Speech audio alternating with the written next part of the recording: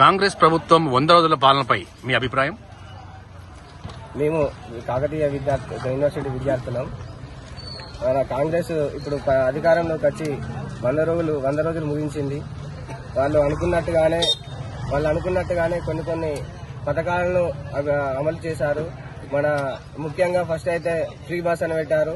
తర్వాత ఆరోగ్యశ్రీ, దాన్ని రాజీవ్ శ్రీ అని చేసి పెట్టారు. ఆ బస్సులో అయితే మనం చూసాము, దానికి ఎన్ని గొడవలు అయినాయో. ఆడవాళ్ళే తిట్టుకున్నారు. రేవంత్ రెడ్డి ఎందుకు పెట్టండి ఈ స్కీమ్ అని చెప్పారు. నన్ను అడిగితే ఈ ఉచిత గ్యారంటీలు ఏవైతే ఉన్నాయో అవి ప్రజలకు అవసరం లేనటువంటివి పెట్టి ఏదో మభ్యపెట్టి చేయాలని చేశారు. సరే, ఇప్పటికైనా మన రేవంత్ రెడ్డి గారు దీని మీద దృష్టి తీసుకుని ప్రజల సమస్యలను తెలుసుకుని బస్సు ఇప్పుడు ప్రయాణికుల్లో వాళ్ళు ఎదుర్కొనే సమస్యల పరంగా అయితే ఆడవాళ్ళే కొన్ని బస్ స్టాండ్లలో తిట్టుకుంటున్నారు, కొట్టుకుంటున్నారు. మనం రెగ్యులర్ గా చూస్తున్నాము. కండక్టర్ల పైన దాడి చేస్తున్నారు. సరే, ఆరోగ్య బీమా పెంచారు, అది మంచి వరకే. ఇక నెక్స్ట్ మన ఉచిత గ్యాస్. సరే, చాలా మంది ఉన్నోళ్ళు ఉన్నారు, లేనున్నారు. ముఖ్యంగానైతే గ్రామీణ ప్రాంతాల్లో అయితే చాలా మంది ఆడవాళ్లు కూలికి పోయే పరిగెటోళ్ళు ఉంటారు. వాళ్ళకు 500 రూపాయల గ్యాస్ అనేది చాలా మంచి విషయం. కానీ అయ్యా, మీరు ఇచ్చే 500 రూపాయల గ్యాస్ డైరెక్ట్ గా 500కే ఇస్తే మంచిగా ఉంటుంది అయ్యా. దాన్ని మళ్ళీ 1000 రూపాయలకు కొనుక్కొని మీరు మన బ్యాంక్ అకౌంట్ లో వేసేంత పెట్టకండి.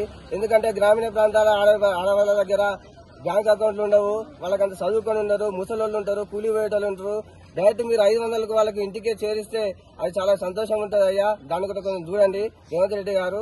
ఇక చూసుకుంటే మళ్ళీ నెక్స్ట్ ఉద్యోగాలు అన్నారు. సరే, మొన్న 11,000 కానిస్టేబుల్ ఉద్యోగాలకు నియామక పత్రికలు ఇచ్చారు.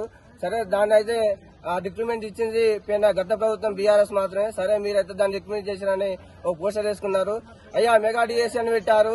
అందులో కూడా కొన్ని తప్పిదాలు ఉన్నాయి. మెగా డిఎస్ లో టెట్ అట వాళ్ళకి వేయండి. టెట్ అయిన వాళ్ళు బాధపడుతున్నారు. విద్యాలయ ఘోషణలు కూడా వినండి.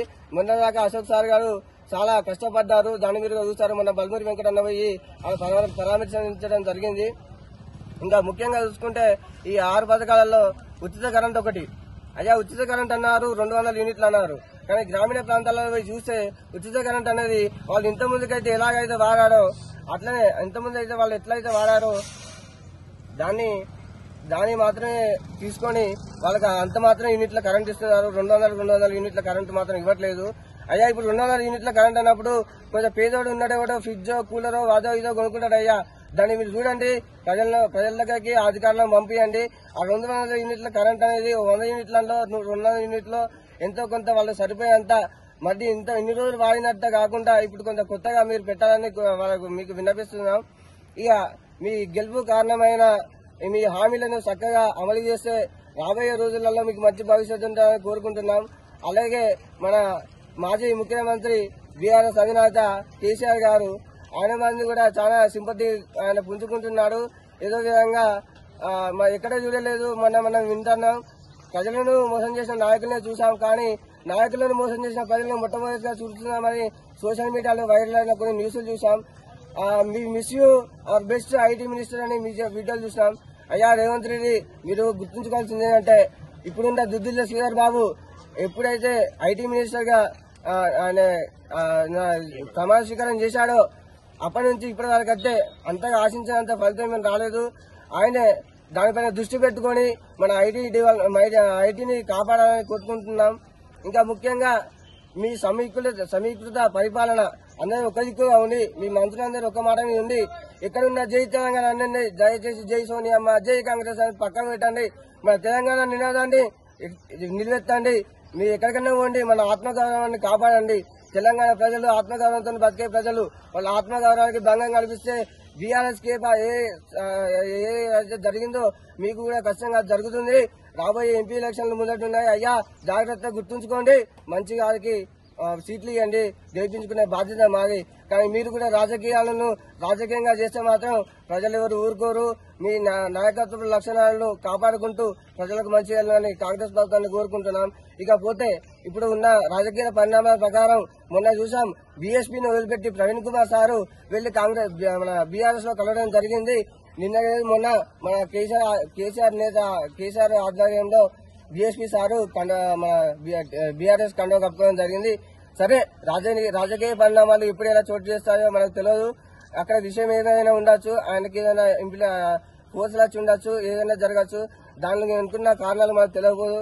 కానీ మనం చూసుకున్నట్టయితే మొత్తం మీద బీఎస్పీని వదిలిపెట్టి RS Praveen Kumar sir BRS లో చేరడం జరిగింది. అది ఎందుకు చేరాడు? కాంగ్రెస్ ను బీజేపీని ఎదుర్కోవడానికి చేరాడా, తన సొంత లాభం కోసం చేరాడా అని అనుకుంటే, సొంత లాభం కోసం నిజంగా చేరాలనుకుంటే ఇప్పుడున్న అధికారంలో ఉన్న కాంగ్రెస్ లో చేరితే అతను చాలా సొంత లాభం పొందేవాడు కదా. మరి బీఆర్ఎస్ లో ఎందుకు చేరాడు? దాన్ని మనం ఆలోచించాలి. అతనికి సపోర్ట్ ఉండేటోళ్ళు సపోర్ట్ ఉండండి, విమర్శించేటోళ్ళు విమర్శించండి. నేను ఆయన సపోర్ట్ అని చెప్తలేను, విమర్శించాలని చెప్తలేను. కానీ ఆలోచించండి మిత్రులారా, అతను ఎందుకు అధికారమే కావాలనుకుంటే ఇప్పుడున్న కాంగ్రెస్ లో చేరేవాడు, ఖచ్చితంగా ఎంపీ సీటు పొందేవాడు.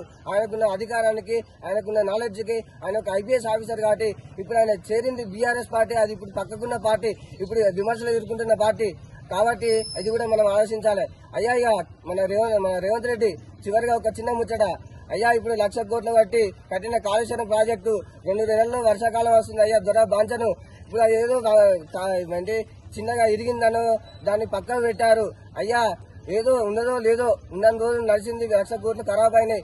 దాన్ని మీరు ఇప్పటికైనా పట్టించుకుని జర మంచిగా చేస్తే ఎన్నో కొన్ని కోట్లు 1,00,000 కోట్లు పెట్టినప్పుడు దానికి ఇంకో 5 కోట్లు 10 కోట్లు పెట్టడం పెద్ద మన లెక్క కాదు.